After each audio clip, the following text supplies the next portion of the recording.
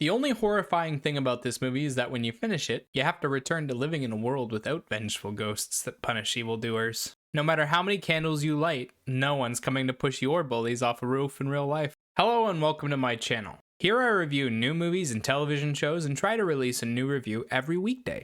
Today I'm talking about Mr. Harrigan's Phone. It's directed and adapted to film by John Lee Hancock, and based on a short story written by Stephen King. It stars Donald Sutherland, Jaden Martell, and Kirby Howell-Baptiste. The film is marketed as a horror film, but it's not all that scary or horrifying, and it doesn't accurately describe the movie. Mr. Harrigan's Phone is actually a drama with a supernatural element to it. The story follows the life of Craig after his mother's death. He and his father struggle to deal with her absence and are coasting through life. One day, while attending church, Craig and his father are approached by an old man called Mr. Harrigan. The old man hires Craig to read him books several times a week. Craig works for Mr. Harrigan for years before the old man passes away. After discovering his body, Craig mistakenly takes his phone. He attends the funeral and places the phone back inside Mr. Harrigan's pockets. Later, Craig misses Mr. Harrigan and sends a message to his phone, but he's shocked when Mr. Harrigan replies. Is the old man really gone? So to start off my review, let's discuss the poor classification of this movie. It really doesn't qualify as a horror film. A horror film is meant to elicit fear or disgust for the purposes of entertainment, and that isn't what's happening here. There are no jump scares, no scary monsters, and no violent ends. There's a lot of sadness and a few tense situations, but nothing to make you fearful or disgusted. In a lot of ways, it reminds me of Stand By Me, another film based on a Stephen King story. It feels more like a mixture of a coming-of-age story and a drama. Speaking of drama, the acting is phenomenal.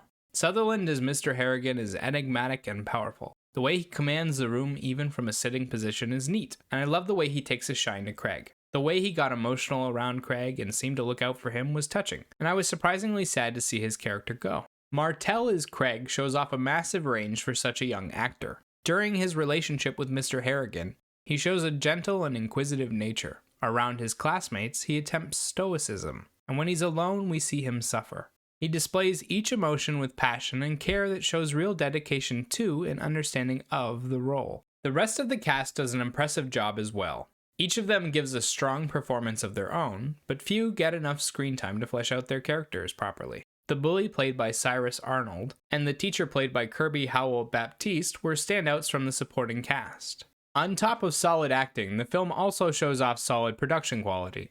The soundtrack is varied and well chosen, the visuals are creative and clean, and the sets are well put together. I could get lost in Mr. Harrigan's mansion for at least a week. What a beautiful looking house. The only problems this film suffers from are the strange identity its marketing tried to give it and the pacing. It takes forever to go anywhere. We spend half the film establishing the relationship between Mr. Harrigan and Craig, and then another half hour playing with the mystery before ending the film with a short lesson. They could have cut out a few different parts of the story and not lost anything of value. For example, the secret in the closet isn't all that relevant to the film and felt like a lazy attempt at mystery, especially after the contents are revealed. The end of the film also feels a little rushed. When we finally understand everything and we're dealing with the emotions, the film rushes through it and leaves us a little confused as to how Craig came to the conclusions he did. I would have liked to see him decoding the messages, and it would have been great if the meaning was explained in further detail.